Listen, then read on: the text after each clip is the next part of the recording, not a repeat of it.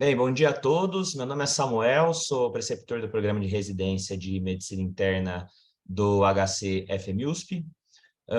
Hoje nós vamos dar continuidade ao nosso programa teórico de aulas às terças-feiras de manhã.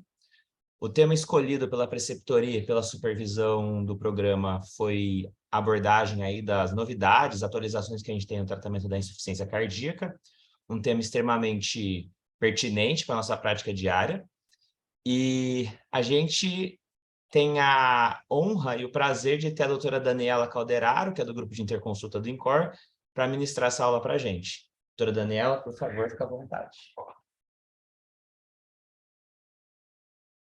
Obrigada, Samuel. Bom dia a todos. Em primeiro lugar, eu começo pedindo desculpas pelo meu atraso, compromissos simultâneos maternos, médicos e trânsito de São Paulo atrapalhando. Eu ia atrasar 5, não 15 minutos. Minhas sinceras desculpas.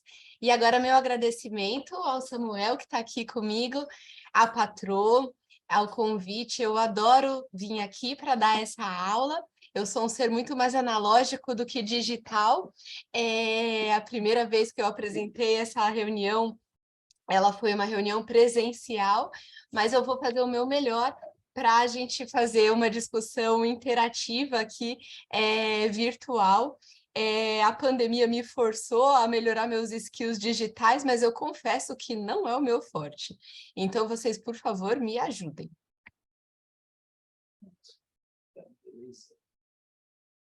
Provavelmente a culpa é minha de não ter passado. Tá vendo? Eu acabei de falar que eu tenho problemas analógicos, problemas digitais. Pode clicar. Interessante, eu até vi ontem quando o Samuel mandou o convite da aula, ele dizendo que material prévio, né, para discussão era a aula prévia de 2021. E eu começo dizendo para vocês assim, que de literatura recomendada, né, cardiologista, médico, né, aficionado em diretrizes, em guidelines, e de insuficiência cardíaca, a gente tem as 3 mais recentes diretrizes publicadas sobre o tema. De 2021, 2 delas, a diretriz, o update da Sociedade Brasileira de Cardiologia, da Sociedade Europeia de Cardiologia, de 2022, da Sociedade Americana de Cardiologia. E eu preciso dizer para vocês, com um pouco de descontentamento, que nenhuma das 3 está atualizada. E que a aula é baseada nas 3 diretrizes, mas tem algumas das recomendações que a gente vai discutir aqui, que em nenhuma delas ainda está completamente contemplada. Para tentar tornar um pouquinho mais interativo, eu trouxe os mesmos casos que eu trouxe na aula de 2021, mas tentar contextualizar com o que a gente tem de evidências mais recentes que surgiram ao longo dos 2 últimos anos.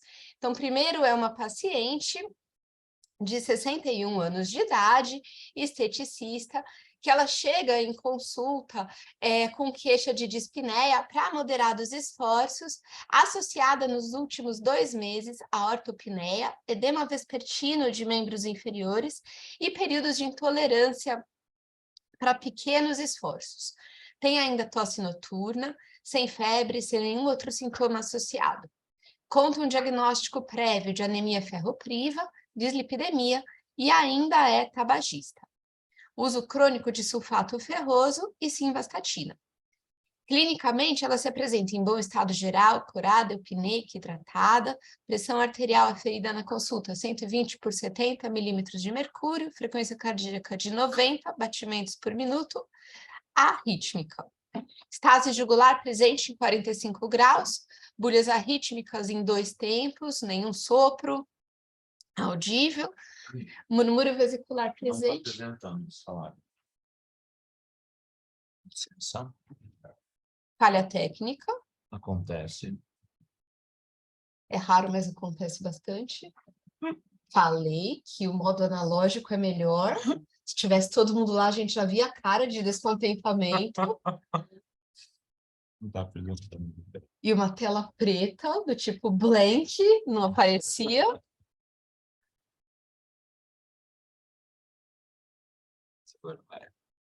Agora foi. Por favor, continue. Foi? Foi? Acho que foi. Tá. Agora está verde aqui.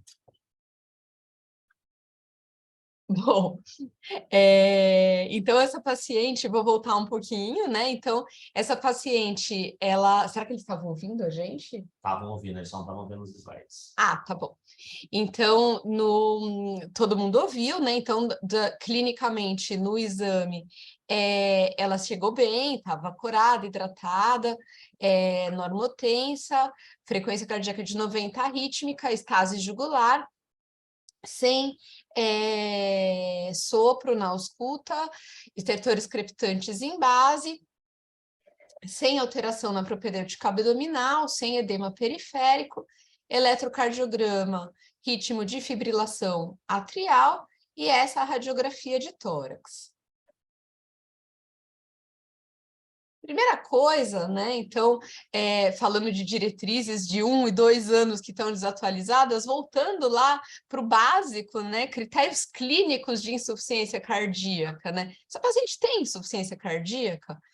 Tem insuficiência cardíaca, né? Se a gente for olhar, existem critérios clínicos para síndrome de insuficiência cardíaca, critérios de Framingham, né? Essa paciente, ela tem sinais propedêuticos claros, ela tem estase jugular, tem crepitação pulmonar, ela tem queixas muito sugestivas, a tosse noturna, dispneia aos esforços, e se a gente for olhar na presença de 2 critérios maiores que ela tem, ou na presença de apenas um desses critérios maiores, com 2 critérios menores, que ela também tem, ela já fecharia critérios clínicos de Framingham para insuficiência cardíaca.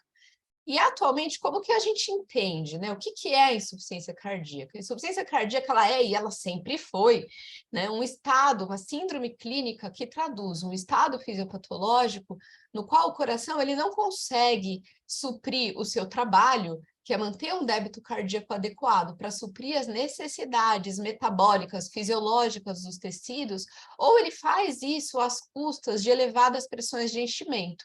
E aí a gente tem a síndrome clínica característica por sinais e sintomas clínicos na presença de cardiopatia estrutural ou funcional, com sinais objetivos de congestão ou de baixo débito. É importante a gente ter sempre essa tríade, né, da representatividade clínica dos sinais e sintomas, que é o que define a presença da síndrome de insuficiência cardíaca, mas a gente tem que ter os pilares fundamentais de ter a cardiopatia estrutural ou funcional e da confirmação dos sinais objetivos dos pilares da congestão ou do baixo débito. Existe uma definição universal que sempre vai reforçar, na verdade, isso, né, que você tem que ir atrás de corroborar essa impressão clínica por evidência objetiva de confirmação dessa impressão subjetiva, né? Ou por você ter os sinais clássicos de congestão pulmonar ou sistêmica ou de baixo débito, pode ser radiológico, semiológico ou elevação de peptídeos natriuréticos.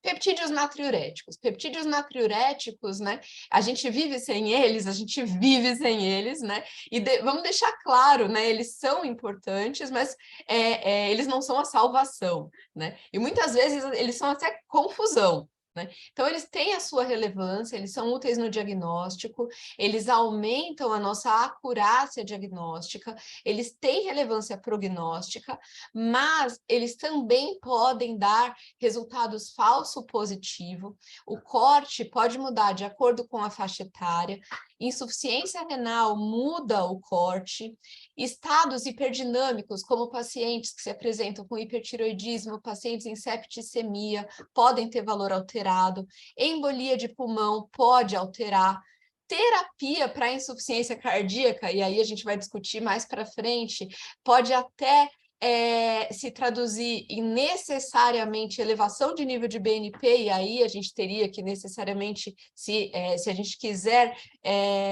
usar alguma coisa, usar o NT para o BNP, e existem dados de falso negativo, por exemplo, pacientes obesos, paciente com insuficiência cardíaca aguda, por insuficiência mitral, edema agudo de pulmão, a gente pode ter níveis falsamente baixos e usar esse teste de uma forma errada, achando que um nível baixo exclui insuficiência cardíaca e não. Então, usar com cuidado e não supervalorizar. Às vezes eu tenho essa sensação como cardiologista, quando eu vejo que isso tem ali reforçado em todas as diretrizes, inclusive a nossa, da Sociedade Brasileira de Cardiologia, que o pilar clínico, ele está lá, ele é reforçado, mas existe uma supervalorização do BNP e não é assim, né? O BNP, ele vem reforçar a impressão clínica. Muito bem. Voltando para o nosso caso, essa paciente em 2 semanas ela retorna, ela estava usando furosemida e ela vem sentindo-se melhor.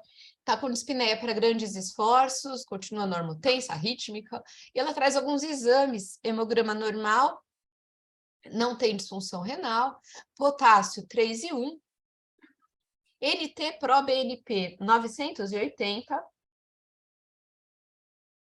LDL colesterol 80, eu sou cardiologista, eu ponho LDL colesterol na avaliação da insuficiência cardíaca, HDL colesterol 40, glicemia 91, glicada 5,2, espirometria normal, vamos lembrar, essa paciente ela é tabagista ativa, tem queixa de dispneia aos esforços.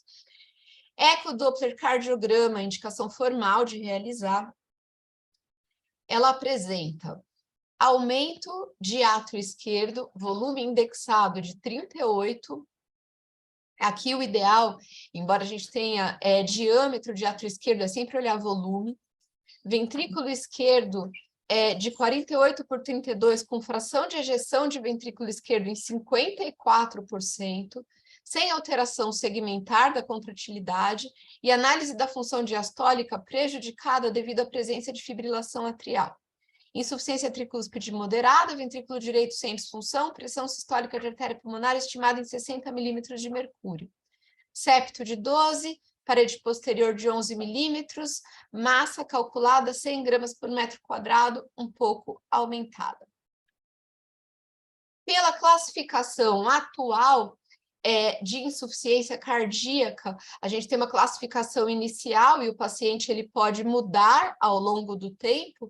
A gente vê, e aqui eu trouxe a última diretriz da Sociedade Americana em 2022, isso é parecido nas demais, a europeia e a brasileira, a gente tem que a fração de ejeção basal vai classificar esse paciente em um de 3 estágios. E como ela tem fração de ejeção maior ou igual a 50%, ela tem insuficiência cardíaca com fração de ejeção preservada. Se ela tivesse fração de ejeção abaixo de 40%, seria fração de ejeção reduzida, entre 41 e 49, fração de ejeção levemente reduzida. Então, a nossa paciente tem fração de ejeção preservada.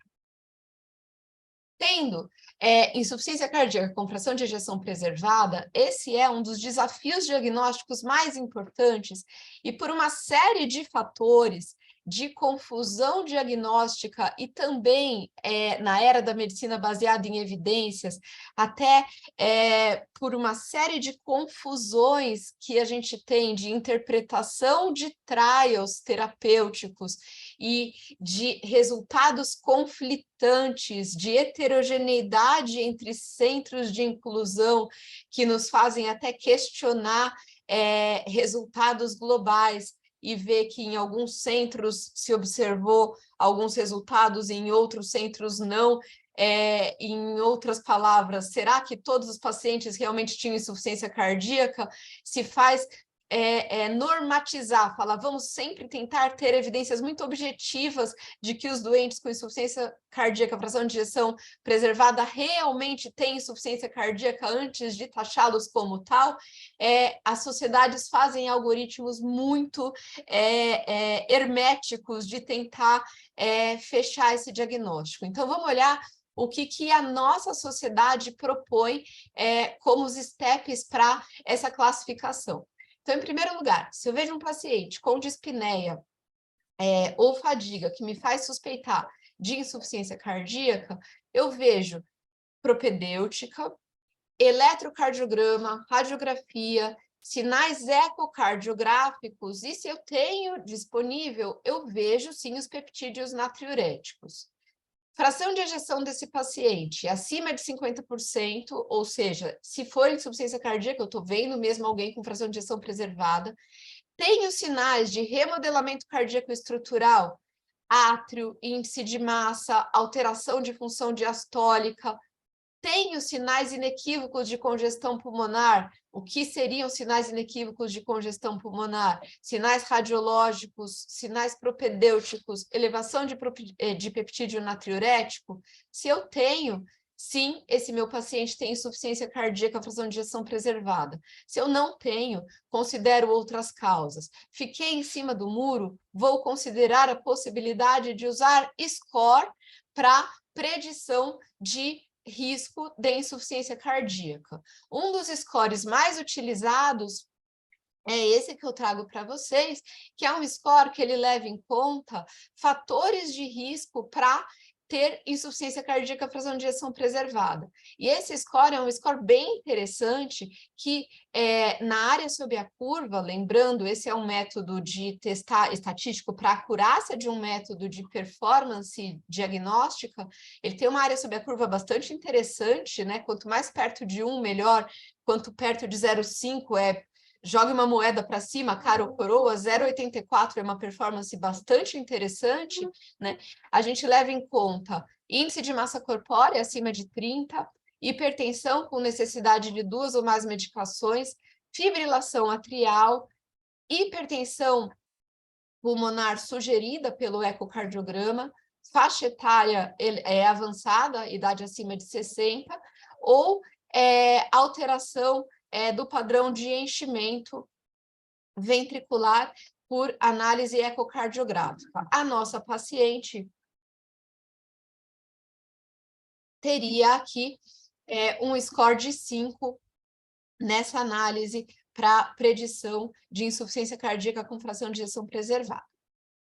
Uma coisa importante, epidemiologicamente, se a gente olha aí ao longo dos últimos anos, tá bom, insuficiência cardíaca, fração de ejeção preservada, fala logo da fração de ejeção reduzida, eu quero saber dos trials, eu quero saber do monte de remédio, né? Não dá para não falar de insuficiência cardíaca, fração de ejeção preservada. A gente vê dos pacientes, só os que internam, não vou nem falar dos ambulatoriais, cada vez mais a fatia dos pacientes que internam com insuficiência cardíaca, que tem fração de ejeção preservada, está aumentando. E atualmente, praticamente é meio a meio. Metade tem fração de ejeção preservada e metade tem fração de ejeção reduzida. Fala, mas tá bom, mas o que morre mesmo é o paciente com fração de ejeção reduzida. Não. Uma vez que o paciente descompensa a ponto de precisar de uma internação, o prognóstico é ruim de forma muito semelhante.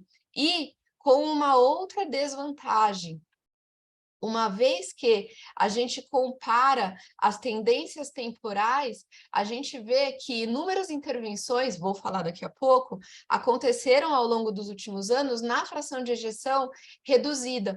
E se a gente compara a timeline, né? O que é a Kaplan-Meier de sobrevida para o paciente com fração de ejeção reduzida nas décadas de 80, depois 90, depois a mais recente, a gente vê que os pacientes, eles estão sobrevivendo mais, eles ainda morrem, né, fração de ejeção reduzida, mas eles estão sobrevivendo mais com o passar dos anos, quando a gente vê insuficiência fração de ejeção reduzida. Mas fração de ejeção preservada, a sobrevida, infelizmente, não mudou muito com o passar das décadas. E aí vem a questão, tá bom, a paciente, ela melhorou o sintoma, ela está tomando furosemida, o potássio está baixo, vou controlar esse potássio, mas o que eu faço agora? Tenho o diagnóstico, preencheu todos os critérios, todas as sociedades vão endossar o seu diagnóstico, o que eu vou fazer com ela? do enalapril, aumento progressivo, carvedilol, aumento progressivo, espironolactona, vai até ajudar a não ter mais hipocalemia lá na frente, anticoagulo, pelo amor de Deus, ela tem fibrilação atrial, Charles-Vasque alto, mantenho a furo, talvez dê espironolactona e anticoagulo, mantenho a furo, talvez dê espironolactona e doço AS, afinal de contas não tem disfunção ventricular, talvez mantenha furo, mas dou um inibidor de SGLT2, afinal de contas, inibidor de SGLT2, cardiologista atualmente quer prescrever para todo mundo, e anticoagulo. O que eu faço com essa paciente, né? Afinal de contas, algo a mais eu tenho vontade de fazer por ela, né? E aí vem o meme, né? Tipo de paper que cardiologista gosta, né? Então, esse slide eu ia tirar, mas eu mantive, né? Então, até 2021, esse era o paper, esse era o slide que eu deixei para falar de insuficiência cardíaca fração de ejeção preservada, né? Nada funciona na insuficiência cardíaca fração de ejeção preservada quando a gente fala em medicina baseada em evidência. A gente tinha alguns trabalhos quando a gente olhava análise de subgrupo, mas não tinha nenhuma recomendação forte, enfática do que fazer para esses pacientes, infelizmente.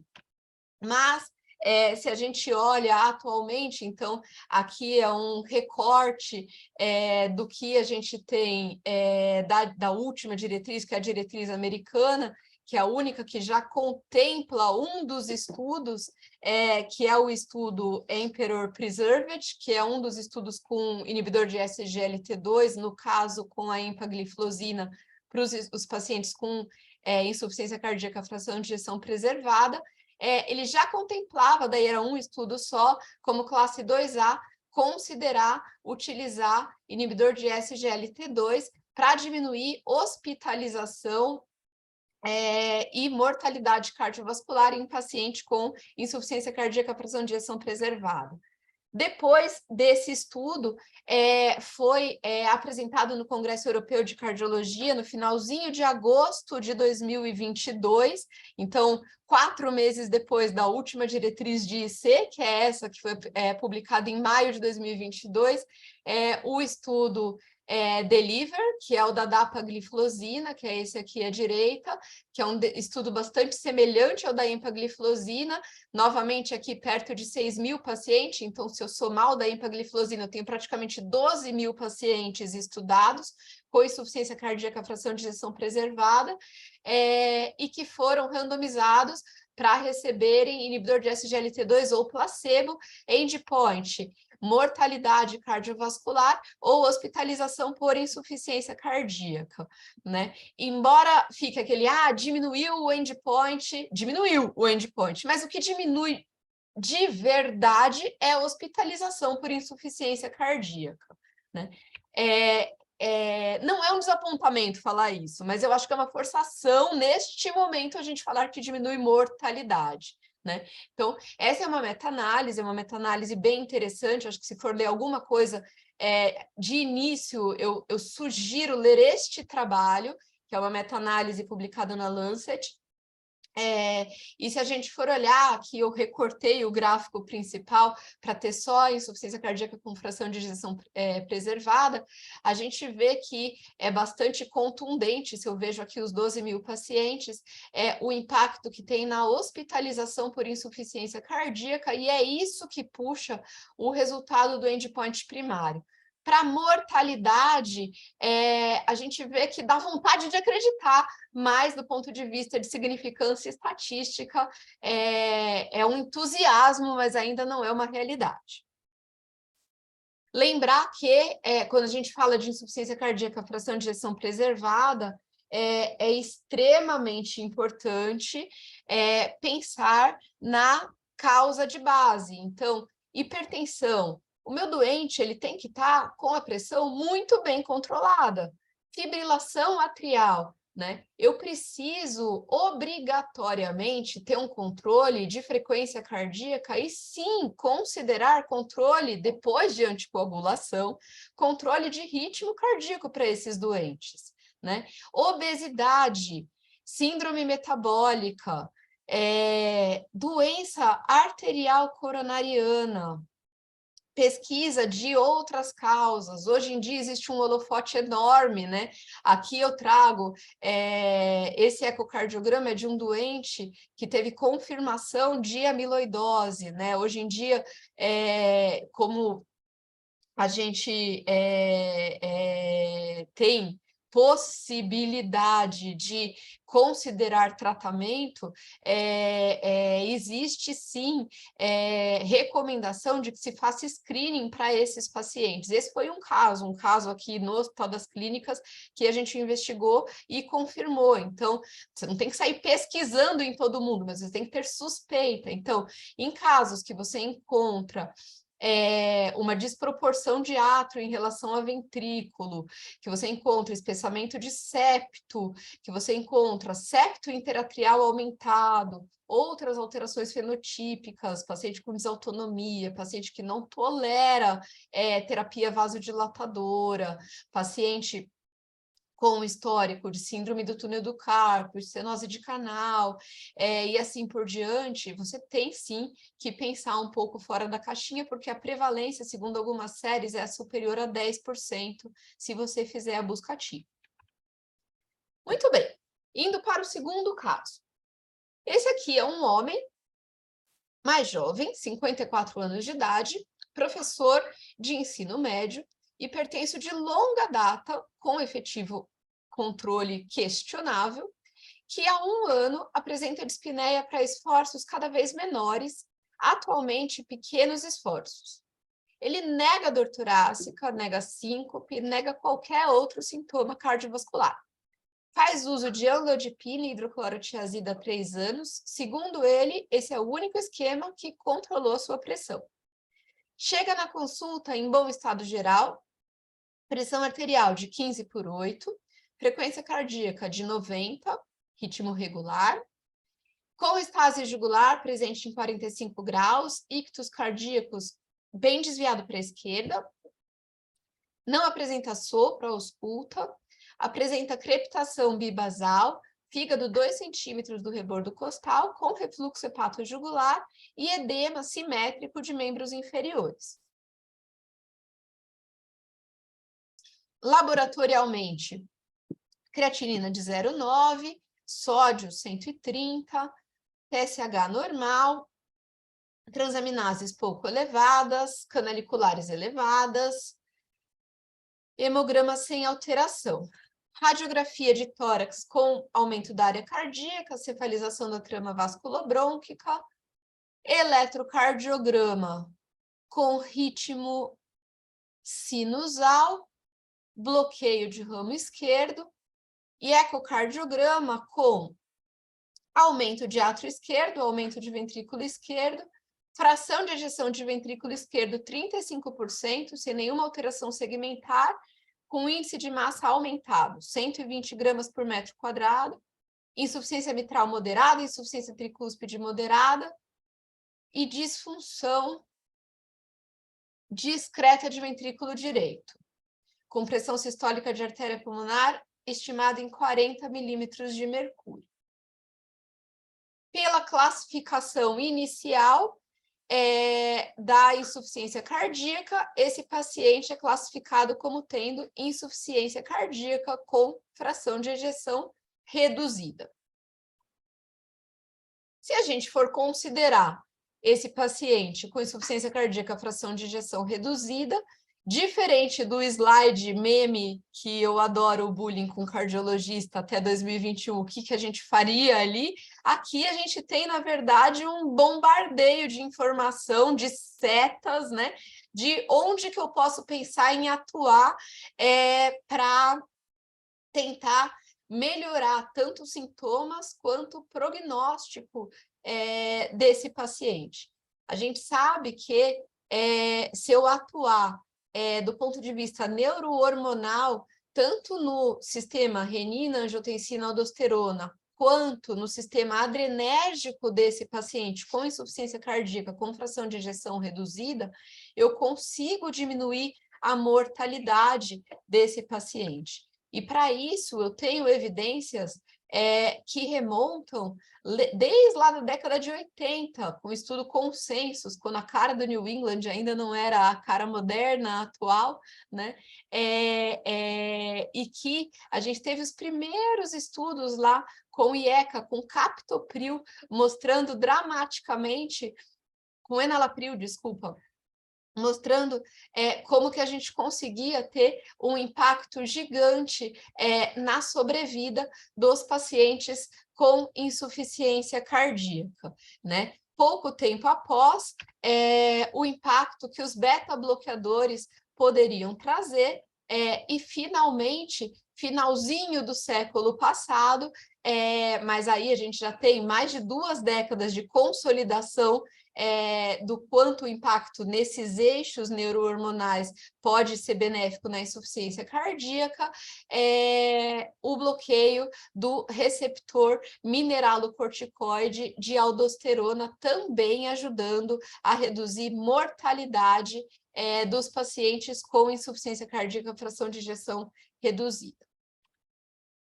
Com 4 meses de segmento, esse nosso paciente ele vem usando regularmente enalapril, 40 miligramas, carvedilol, 50 miligramas, espironolactona, 25 miligramas, furosemida, 40 miligramas, e ele ainda se queixa de fadiga, escurecimento visual, limitante para moderados esforços. Clinicamente, é o exame, pressão arterial, 120 por 80 milímetros de mercúrio, o que é uma lambuja para tudo isso de medicação, e frequência cardíaca, 58 batimentos por minuto. Coloquei o localizador, estamos aqui, né? No fluxograma que a nossa diretriz da Sociedade Brasileira de Cardiologia fornece. Então, estamos com o bloqueio, né, o tripé inicial de tratamento, então antagonista mineralocorticoide, beta-bloqueador, já demos IECA ou BRA, e aqui lembrar, a maior evidência é dar IECA e não o BRA, né? Considerar dar losartana, valsartana, o BRA que você quiser, para quem realmente não tolera o IECA, né? E se o paciente ele continua sintomático, isso pela visão da nossa Sociedade Brasileira de Cardiologia, este é o momento em que eu considero ir para esses 2 polos, inibidor de SGLT2 ou considerar o switch do IECA para sacubitril valsartana, que é o Entresto. O que a gente tem de evidência para isso? A gente tem, em 2015, o estudo Paradigm, que esse estudo, ele realmente, né, cardiologista, se a gente não sabe cuidar de paciente, a gente sabe dar nome para trial, né? Ele muda um paradigma, né? Então, ele vem aí depois de 15 anos, trazer algo que novamente, depois de um silêncio com os antagonistas de receptor de aldosterona, muda a mortalidade e insuficiência cardíaca, que quando você associa um inibidor de neprisilina ao inibidor, a valsartana, né, que é um BRA, você consegue, quando comparado a enalapril, reduzir mortalidade e reduzir hospitalização por insuficiência cardíaca para pacientes que continuavam sintomáticos. E essa redução, ela acontece tanto para hospitalização quanto para a morte na casa de 20%. E quando a gente olha, eu vou acelerar um pouquinho aqui, só para sobrar tempo para a gente discutir, peço desculpas aí pelo meu atraso inicial, e quando a gente olha para os inibidores de SGLT2, a gente tem os estudos dedicados para a insuficiência cardíaca, fração de ejeção reduzida, tanto com a dapagliflozina, né, o DAPA-HF, olhando aqui, quase 5.000 pacientes, né, mostrando uma redução de mais de 20% no endpoint primário de morte cardiovascular ou hospitalização por insuficiência cardíaca, mostrando significância também para o endpoint isolado de mortalidade cardiovascular e também com a empagliflozina, mostrando uma redução semelhante na sua magnitude, na casa aí dos mais de 20% para mortalidade cardiovascular ou hospitalização por insuficiência cardíaca, com um mecanismo ainda não tão bem conhecido, mas que também acontece para aqueles pacientes que eram critério para inclusão, aqueles pacientes que continuavam sintomáticos a despeito de estarem com 3 classes otimizadas: beta-bloqueador, Iecobra e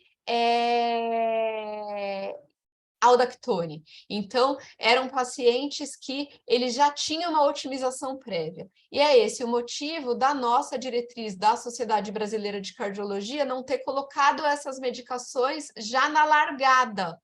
Elas entram para esse segundo momento, tá? Então, aqui, nessa situação, o nosso paciente, ele chega aqui e a gente tem que tomar essa escolha. Então, para onde eu vou? Ele ainda é sintomático, tomando as 3 classes modificadoras, o que eu posso oferecer? E esse é o momento que a gente fala, por que eu preciso escolher um e não outro?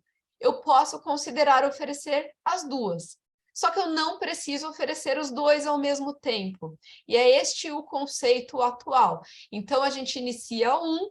Então, a opção inicial pode ser, eu faço switch, eu troco o enalapril que o paciente está tomando por sacubitril/valsartana, lembrando que eu preciso ter 36 horas de não sobreposição, eu não posso deixar o doente tomando IECA e sacubitril/valsartana concomitantemente, então eu tiro o enalapril, 36 horas depois eu começo o sacubitril/valsartana, reavalio esse paciente e, sequencialmente, eu começo o inibidor de SGLT2, tá? A mesma diretriz que eu falei para vocês, mesma meta-análise que eu falei para vocês, que avaliou insuficiência cardíaca com fração de ejeção preservada, que está no Lancet, também se pronunciou a respeito da insuficiência cardíaca com fração de ejeção reduzida, e está aqui a análise. Então, olhem vocês, aqui a gente vê o que acontece no que diz respeito à hospitalização, um benefício muito grande, mas também redução de mortalidade por todas as causas, quando eu uso o inibidor de SGLT2 para os pacientes com insuficiência cardíaca com fração de ejeção reduzida. E isso é uma recomendação classe 1 pelas nossas diretrizes, que os nossos pacientes com insuficiência cardíaca com fração de ejeção reduzida devam receber essa classe de medicação. Então, aqui, o fluxograma, nossos pacientes, então, e esse nosso paciente, ele deve, então, estando ainda sintomático, receber essas 2 classes de medicação e depois ser reavaliado. Se ele continua sintomático, aí ele é considerado para avaliações adicionais, como terapia de ressincronização, considerar se ele deve ou não ser encaminhado para CDI ou para centro de insuficiência cardíaca avançada. Só para palavras finais e depois a gente considerar a discussão, a diretriz, tanto a europeia quanto a da Sociedade Americana de Cardiologia, isso é provocativo, ela já considera que você pode expor o paciente, diagnosticou em curto espaço, dá as 4 classes, brinco, quarteto fantástico, né? Sacubitril/valsartana ou IECA ou BRA, mas de preferência sacubitril/valsartana, beta-bloqueador, espironolactona ou eplerenone, inibidor de SGLT2 de cara, né? Não uma coisa escalonada, né? É interessante para refletir, né? Mas não é uma coisa como a nossa diretriz. Tem o seu pró, tem o seu contra. Nosso paciente, ele volta em uso regular depois de 2, 3 meses de sacubitril/valsartana, carvedilol, espironolactona, dapagliflozina, sem furosemida. Isso é muito comum. Depois que você otimiza a terapia, você recua em diurético. e ele vem assintomático cardiovascular, repete o ecocardiograma e a fração de ejeção subiu, foi para 43%. Nesse momento, ele é reclassificado na sua jornada. E a classificação é dinâmica. Ele não tem mais insuficiência cardíaca com fração de ejeção reduzida. Ele tem fração de ejeção melhorada. E o que é isso, patrô?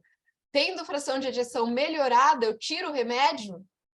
Eu não tiro o remédio. E aqui é a prova de que boas ideias, elas são importantes, e não apenas para a gente conduzir caso, mas isso também, boas ideias fazem boa ciência, e isso é uma publicação do Lancet, e eu acho que um dos estudos mais importantes e conceituais, e que embasa a recomendação da diretriz, que você, com 51 pacientes estudados e que estão publicados aqui no Lancet, reforça uma recomendação mundial que você não tira remédio de doente com insuficiência cardíaca, que tinha fração de ejeção reduzida e que melhorou. Por quê? Porque nesse estudo conceitual, o que foi visto é que quando você tirava o remédio, esses pacientes, eles recorriam à disfunção. Então, uma vez que melhorou, você não deve tirar as medicações que garantiram essa melhora. Isso está na diretriz brasileira e também está nas internacionais. Eu agradeço a atenção de vocês, é sempre uma honra estar aqui.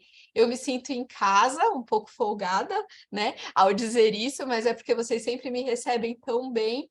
E meu agradecimento especial aqui ao Samuel, ao patrô e ao querido professor Milton, que está aqui nessa foto. Eu adoro esse slide, que é um pupurri de fotos da minha época de iniciação científica, que eu acompanhei o ATA na tese. Ele foi orientado pelo professor Milton, porque foi a tese do ATA, mas foi a minha iniciação científica com o professor Milton.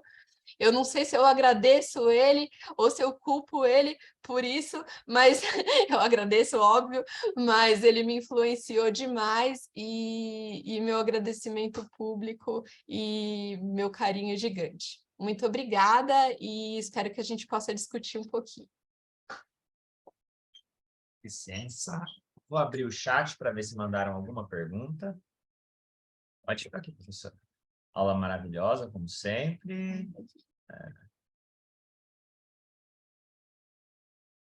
Perfeito. Aqui, claro, todo mundo elogiando a aula, como já era de se esperar. Então, eu vou aproveitar e eu vou fazer uma pergunta, então. Fogo amigo não pode. Fogo amigo. Deixa eu só ver que estão mandando mais coisas aqui. Opa, temos uma aqui. Vamos priorizar o pessoal que está assistindo. João, se quiser abrir seu áudio e fazer pergunta para a professora. Ou escrever.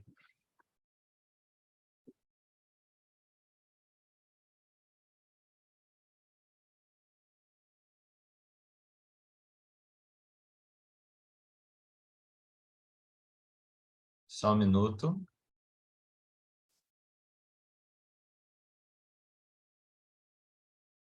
Será que ele... Se você Pronto, foi. Pode abrir.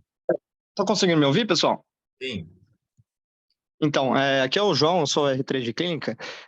Doutora, a pergunta que eu gostaria de fazer é um pouquinho aproveitando aquela discussão que a senhora trouxe sobre a introdução sequencial, que hoje está sendo discutido justamente essa questão, se a gente começa com IECA, beta-blocker, ou se às vezes a gente consegue começar, por exemplo, com beta-bloqueador, inibidor de SGLT2, que a introdução às vezes tem menos efeito colateral e é mais fácil de progredir, e até aquela ponderação, que às vezes a gente demora alguns meses para conseguir introduzir um vasodilatador e às vezes uma medicação dessas é mais fácil na introdução e talvez já tenha um benefício mais cedo para o paciente. Aí, essa discussão, pelo menos o artigo que eu tinha lido era de 2020, eu queria saber se hoje a gente já tem alguma evidência, alguma coisa a mais que suporta a gente tentar introduzir as outras medicações mais rápido. Perfeito, João, excelente pergunta. E não tem uma resposta categórica para isso, porque assim, depende do perfil do doente. Por exemplo, se é um doente internado que está descompensado, eu nunca inicio o beta-bloqueador primeiro, né?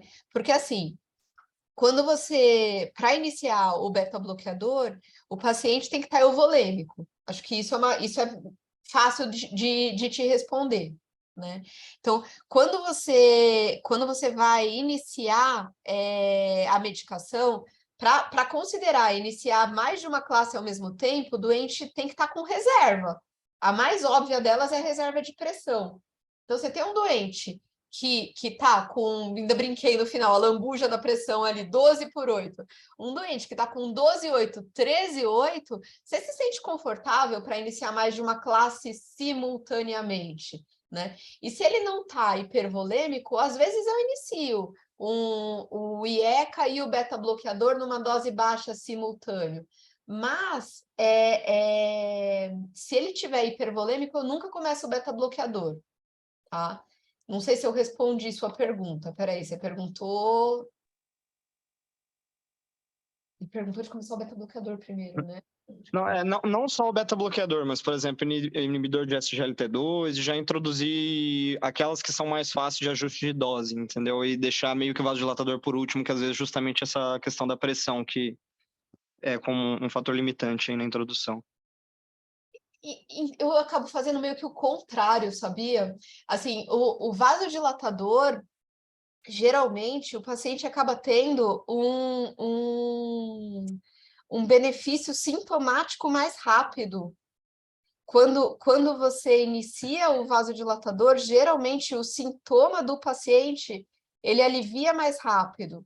Então, tem o beta-bloqueador, o paciente, quando você inicia o beta-bloqueador, a não ser que ele esteja com fibrilação atrial, com uma frequência alta, geralmente você não tem uma melhora de sintoma quando você inicia o beta-bloqueador imediato. O beta-bloqueador, você vai usufruir melhora de sintoma, óbvio, mas não rapidamente quando você inicia sintoma. Você usufrui uma melhora a médio e longo prazo, mas o vasodilatador, você já tem uma melhora rápida quando você inicia. Você tem que, obviamente, ver a tolerância hemodinâmica da pressão, mas a melhora é uma melhora mais rápida. Então, geralmente, eu privilegio iniciar o vasodilatador. Se a pressão permite, eu já começo uma dose baixinha do beta, e se ele não está congesto, aí eu reavalio e vou titulando a dose, né? O inibidor de SGLT2 não é um grande problema iniciar junto, acaba que é uma medicação que ela é bem tolerada, só não é uma grande pressa começar. E isso é uma crítica, porque existe um custo embutido, não é uma medicação barata, né? Então, se você for olhar, né, eu conversei isso outro dia, assim, com os colegas do grupo de insuficiência cardíaca. Sou bem próxima aliás, ele saiu recentemente, ele mudou para Natal, né, o Breno.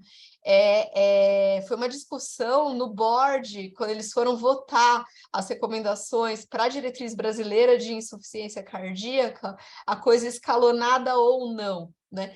Porque quando eles foram fazer essa votação, falou, por que não põe direto? Né? Falou, mas a medicação, quando ela foi testada para quem continuava sintomático na medicação otimizada. Então, por que eu vou já de cara colocar o remédio sem ter otimizado as outras? Tem seu sentido. Ainda mais quando você fala dos custos de valor de sistema de saúde também, se você for pensar, né? Então, mas aí também tem as vias fisiopatológicas de ação do remédio. Então, eu vou ser muito franca que, em algumas situações, eu entro de cara com o inibidor de SGLT2, sim, até porque ele tem um papel de ajudar também no manejo volêmico. Mas com sacubitril valsartana eu não entro direto. Eu entro muitas vezes com o vasodilatador, com o inibidor de SGLT2, seguro o beta-bloqueador até a volemia estar melhor, reavalio rápido, aí eu começo o beta-bloqueador, aí eu vou titulando o beta-bloqueador, subo o beta-bloqueador, depois, num segundo momento, subo um pouquinho mais o vasodilatador, daí subo mais o beta-bloqueador, e assim vou progredindo, né? Mas não é obrigatório obrigatório, se você for olhar a diretriz, de cara já entrar o inibidor de SGLT2. Aliás, não é obrigatório, não é recomendado pela diretriz brasileira. Entendi, doutora. Obrigado. Imagina, obrigada a você pela pergunta. Pessoal, eu vou chamar o Breno para fazer a pergunta dele, que eu já tinha falado aqui, mas eu vou fazer também o papel de moderador chato, porque senão o pessoal, pessoal dos estádios vai ficar bravo que a gente está adiantando o horário. Nossa, eu que peço desculpa. Trazer 15 Não, minutos. imagina, professora. E eu vou pedir para o pessoal que tem dúvida mandar para o e-mail da preceptoria depois. Você me manda. Eventualmente, eu mando para a doutora Daniela e a entidade evolutiva para vocês, tá bom? Então, Marcela e mais alguém que levantou a mão aqui, acho que foi, enfim, não vi, só sei que levantou a mão. Então, Breno, por favor, se quiser fazer sua pergunta, fica à vontade. Já são duas perguntas, na realidade. Muito obrigado pela aula, professora. Eu queria perguntar se a senhora tem indicado reposição de ferro endovenoso nos pacientes com ferritina baixa. Tem alguns estudos positivos negativos que foram publicados nos últimos anos, né? E se a senhora indica, em que cenário que a senhora tem favorecido essa estratégia? A outra pergunta é, se o paciente é intolerante à IECA por tosse, a senhora inicia BRA para tratar esse FE ou a senhora já começa com sacubitril/valsartana? Perfeito. Bom, os estudos que você comentou são os estudos, se a gente for olhar, é com ferrinject, né? São estudos que mostram que para o doente, mesmo que ele não tenha anemia, né? Se o paciente tem a ferritina baixa, e o baixo não é nem tão baixo, né? É abaixo de 100, ou se ele tem ali até entre 100 e 200, mas com saturação abaixo de 20, que se você repuser, você consegue diminuir hospitalização por insuficiência cardíaca, né?